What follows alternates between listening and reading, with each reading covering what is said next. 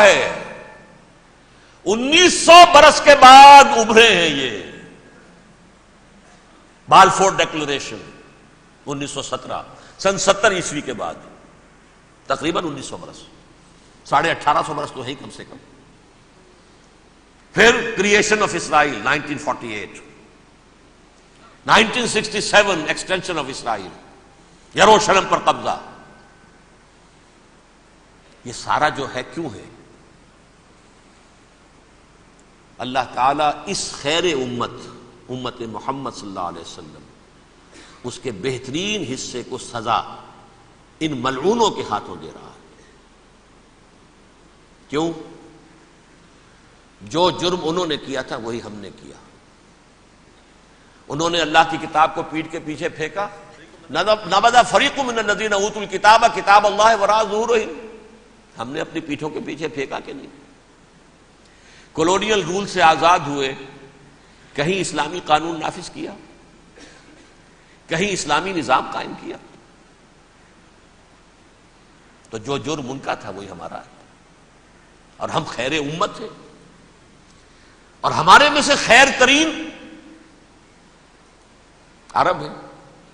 ان پر اللہ کا فضل، ان کی مادری زبان میں اللہ کی کتاب موجود ہے.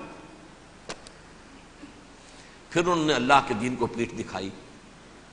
جو ملک آزاد ہوا کولونیل رول سے، یا اس نے قبلہ کر لیا اپنا ماسکو کی طرف یا کر لیا واشنگٹن کی طرف. کسی نے مکے کو قبلہ بنایا. یہ بدترین سزا ہے. ویل للعرب من شر قد اقترب. اور ترمذی شریف میں تو یہاں تک روایت ہے، من اقتراب الساعۃ ہلاک العرب. قیامت کے قرب کی ایک نشانی یہ بھی ہوگی کہ عرب ہلاک ہو جائیں گے. ایک حدیث میں الفاظ آتے ہیں کہ حضور نے جب کہا یہ ہوگا یہ ہوگا یہ ہوگا، یہ بربادی آئے گی، تو کسی زوجہ محترمہ نام میں بھول رہا ہوں، انہوں نے پوچھا کہ عرب اس دن کہاں ہوں گے؟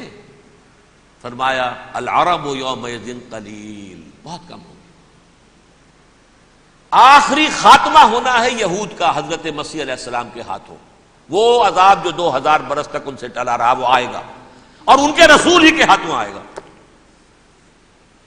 لیکن اس سے پہلے مسلمانوں پر یہ عذاب آ رہا ہے. ہولوکاسٹ کے درجے کا عذاب آ رہا ہے. البتہ ہم پاکستانی اس میں یوں سمجھ لیجئے کہ وہ تو خبریں موجود ہیں احادیث میں، وہاں تو جو ہونا ہے ہونا ہے. اتنے انسان مریں گے، اتنے انسان مریں گے کہ ایک پرندہ جو ہے اڑتا چلا جائے گا، وہ نہیں چاہے گا کہ نیچے اترے تو کسی لاش پر اترے. اسے جگہ نہیں ملے گی زمین خالی کہ کہیں اتر سکے. تھک ہار کر گرے گا، مرے گا تو بھی لاش کے اوپر گرے گا. یہ الفاظ ہے حضور کے صلی اللہ علیہ وسلم. الملحمۃ العظمی الملحمۃ الکبریٰ. یہ لاسٹ کروسیڈ ٹرمپٹ اخبار نے، میں اس کا فوٹو اسٹیٹ بھی کبھی آپ کو دکھا دوں، ویسے میرے ساتھ ہے وہ رسالہ ٹرمپٹ. دی لاسٹ کروسیڈ اس کی تیاری ہو رہی ہے. وہ الملحمۃ العظمی اور ملحمۃ الکبریٰ جو ہے وہ آنے والی ہے. ابن ماجہ میں اس کبریٰ کہا ہے، اکبر کا مؤنث کبریٰ. ملحمہ کبریٰ سب سے بڑی جنگ، اور ملحمہ عظمی سب سے عظیم جنگ. یہ ہوگی اور بہت جلد ہوگی. اب آخری بات یہ عرض کر رہا ہوں، کریں کیا؟ کچھ کریں بھی کہ نہیں؟ پہلا کام تو یہ ہے کہ اصل زندگی آخرت کی زندگی ہے. دنیا میں تباہی بربادی آ بھی جائے، آخرت بچ جائے. پہلا کام یہ ہے کہ ہر شخص توبہ کرے، لیکن توبہ توبۃ نصوح، توبہ کی تسبیح نہیں. آیہ کریمہ کا ختم نہیں، لاکھ مرتبہ لا الہ الا انت سبحانک انی کنت، اس سے کچھ نہیں ہوتا. توبہ یہ ہے اپنی معاش کے اندر جھانکیے، اپنی معاشرت میں جھانکیے. جہاں جہاں اسلام کے خلاف کچھ نظر آئے پھینک دیجئے، نکال کر کاٹ دیجئے. بے پردگی ہے نکالیے. آپ کی کمائی میں کوئی حرام کا عنصر ہے ختم کیجئے، توبہ کیجئے، ابھی کیجئے. عملی توبہ. فرائض کی ادائیگی میں کوتاہی ہو رہی ہے، ابھی شروع کیجئے. اللہ کے دین کے غلبے کے لیے جد و جہد. ان صلاتی و نسکی و محیایا و مماتی للہ رب العالمین.